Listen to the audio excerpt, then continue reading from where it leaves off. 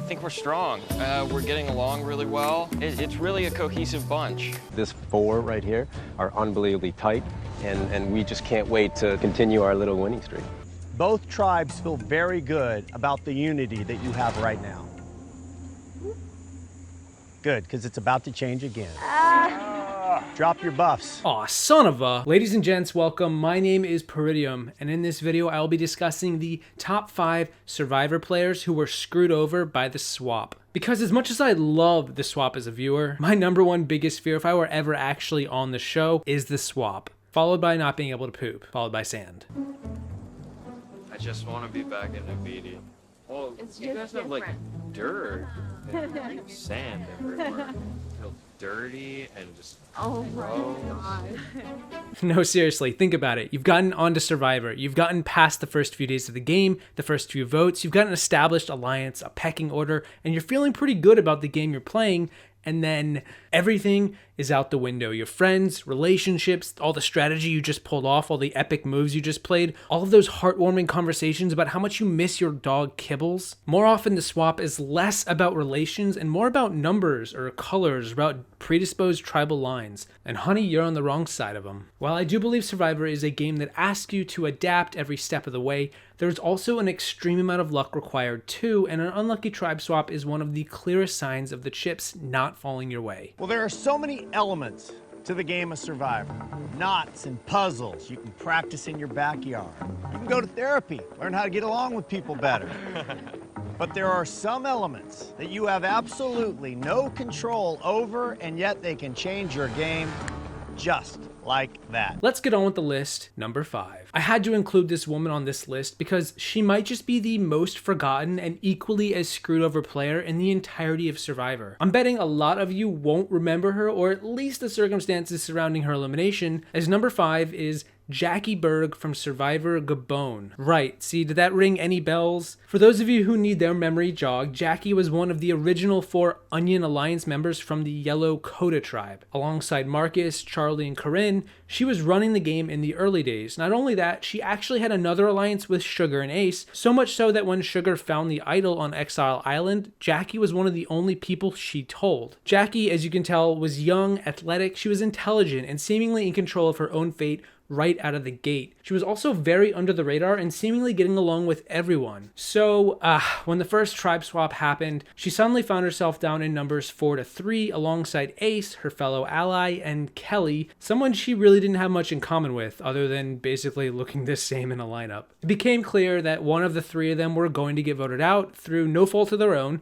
It was just a matter of which. Initially, the Fong majority considered Kelly because she was weak, but then they realized that was a bad idea because Kelly had no allegiance to Coda whatsoever. So then it basically came down to Ace, a fairly strong guy, or Jackie, a fairly strong gal. Maddie told me that everybody assumes that Sugar's gonna have the idol coming back. She'll be out there for 4 days now. And they all want to vote me out.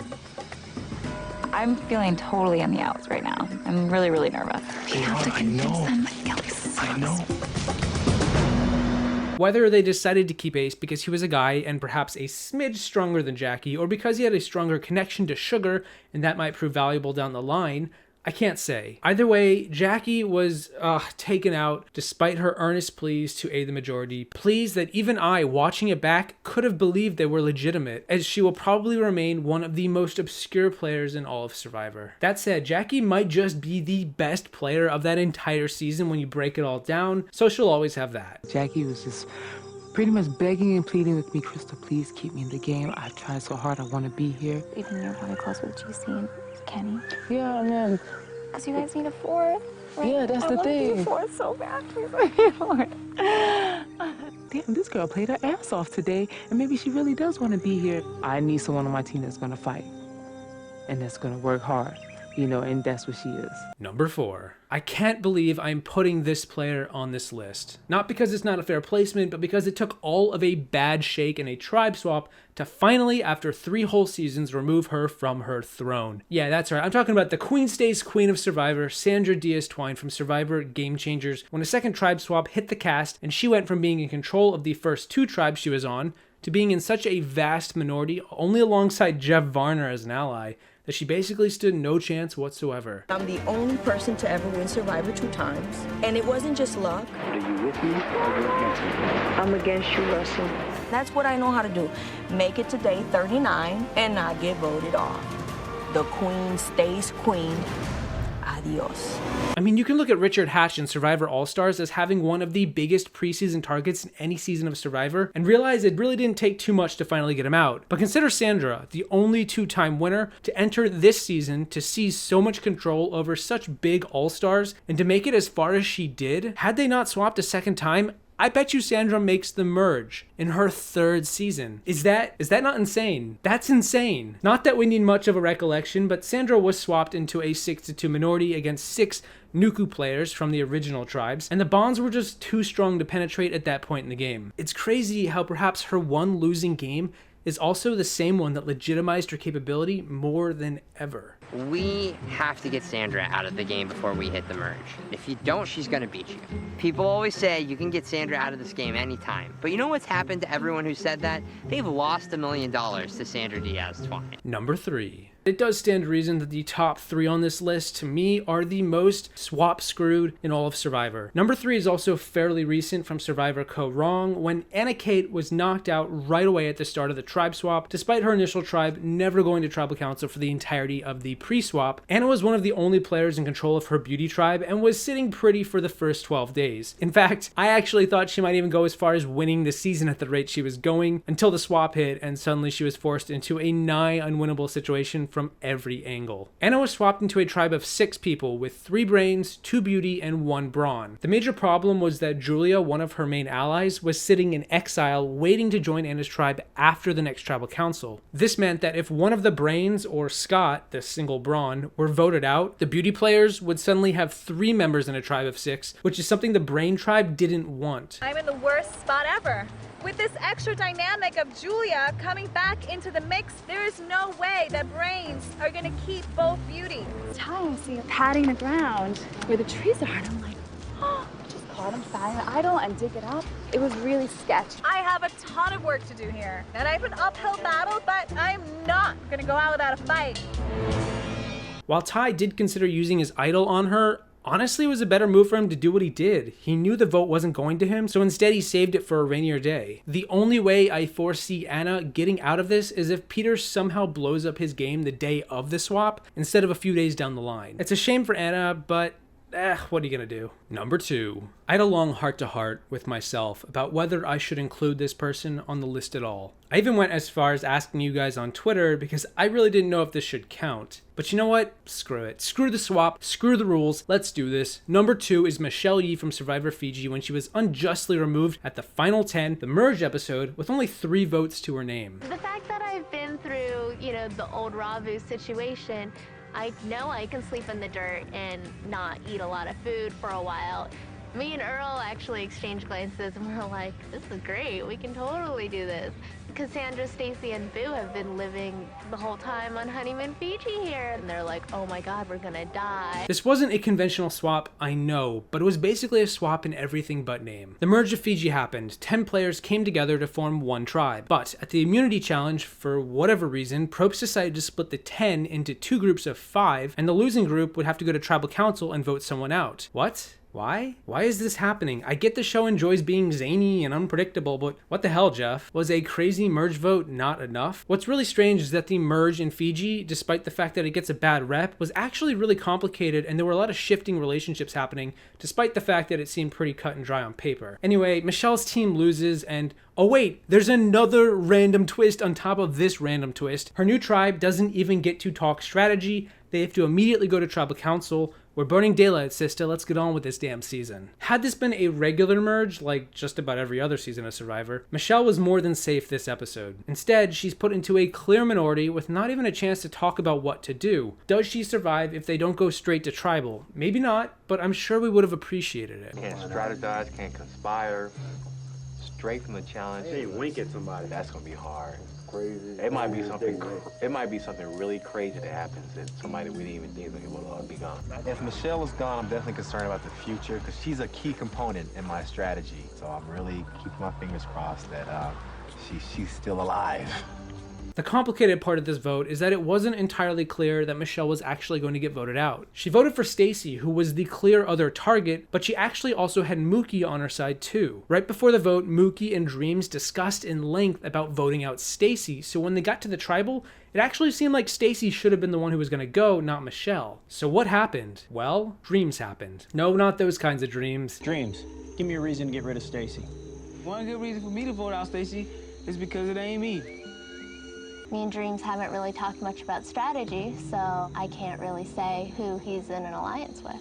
It's a fear of the unknown. Like a lot of the post-merge in Fiji, Dreams got spooked because he realized he had no relationship with Michelle whatsoever. I know some might say Michelle could have found a way out, but I don't chalk much of this predicament up to her. She was fighting a major uphill battle that was just unprecedented. Nothing was breaking her way, and there really wasn't much that she could have done to get out of this. Had she been a better player, maybe things could have changed, but regardless, hashtag bring back Michelle Yee. Number 1. Without a doubt, a single doubt, number 1 is Aaron Rhysberger from Survivor China, who was taken out at the swap after the opposing tribe forcibly plucked him from his amazing position only to then throw the challenge and vote him out. I'm getting ahead of myself, but just know this swap is easily the most bizarre production choice in the history of swaps. I actually don't know what the producers were hoping for, but I'm confident they didn't really get it. That said, what we did get was actually amazing TV in spite of the unusual circumstances. To better understand why Aaron is number 1, let's start at the beginning. Everybody, right side, no left side. I see myself as a leader, but I try and do it as subtly as possible. I don't want the target on my back. Home sweet home. Aaron was in a dominant position from day one in a Final 3 alliance with Todd and Amanda, 2 players who reached the Final 3. Together, the trio ruled the roost throughout the first 4 episodes. Aaron was likable, had a good head on his shoulders, and was physically well off. He was a natural leader who was able to listen to others, unlike, say, Crazy Dave in the other tribe. Come day 13, the infamous tribe swap occurs, only this time, it's not random. It's like the least random swap in all of Survivor. Both tribes are able to pick 2 players from the other tribe to bring to their tribe. The problem here is that those 2 players from both tribes are instantly in the minority and prone to being voted out at the next tribal council. It's not like they got unlucky and just happened to be in a bad spot. They were literally picked to be in a bad spot and in jeopardy of going home through no fault of their own. So we're getting 2 people, that means we'll have what, 7? We'll have 7. That is the craziest thing I've ever heard. That is messed up. Oh my God, they're gonna be so pissed. Yeah. Oh my God, now John Who's gonna have 7 and Fei Lung's gonna have 5. I mean, it's crazy. It's gonna really cripple the other tribe. I mean, it's huge. Power really shifted to our tribe today. So of course John Who, the tribe that was performing poorly, picked the 2 strongest men on Fei Lung, the dominant tribe, to come over. Basically, Aaron and James were selected to meet their maker. Once at John Who, both James and Aaron lament their bad fortune, but it's James who goes to another level by being really annoyed with his new tribe mates. James was basically ready to throw in the towel and asked to be voted off, figuring life away from PG and Jamie beats another day in that sinking ship. Here's where things get much, much worse for Aaron. PG and Jamie, the leaders of John Who, decide it's in their best interest to throw the next challenge to vote out either Aaron or James. And what's really crazy is that while the producers don't like people throwing their challenges, it's actually not a bad idea in this situation. It almost seemed encouraged by the way the swap was working. You take the opposing tribe's best players, lose a challenge, vote them out, which is exactly what they did, cackling all the way to the bank. No, really, Jamie and PG couldn't have made this any more obvious. PG, you good at puzzles? I'm good at Sudoku. Sudoku, pay attention. Talking about Sudoku, didn't he? Jeff asked me a question, what I was gonna do, ignore him? Yes! Yes! Was Jeff's question that important or winning the challenge? Now somebody else gotta go home. So when they lose the challenge, the choice is between Aaron and James, and while Aaron is being nice and humble and friendly and willing to cooperate, James is anything but those, which to PG and Jamie means Aaron has to go because Aaron's composure is just way more threatening. Essentially what this boils down to is Aaron's best strategy was to display an even stronger lack of understanding for the game than James, something I'm not sure is even possible. Anyway, yeah, Aaron gets voted out for being a good guy in a bad spot, and it was largely production to blame, or the Survivor gods, whichever you want to call it. Probst, if you're listening, give Aaron another shot. If anyone deserves a second chance, man, it's the Rhys burger. And those are the top 5 Survivor players screwed over by the swap, or at least in my opinion. What do you guys think? There are definitely other people to include here, so who would you say should be on the short list for this ranking? Did Silas get screwed again? Either way, whether you agree with me or not, I hope you guys enjoyed this video. As always, my name is Peridiam saying thank you for watching, and I will see you on the other side of the swap, unless we're in China. Even in the face of defeat, they're not going down. You never give up. Absolutely not. Right to the end. Until I'm 6 feet underground. And I told you never give up, right, girl? You did. Not to the end.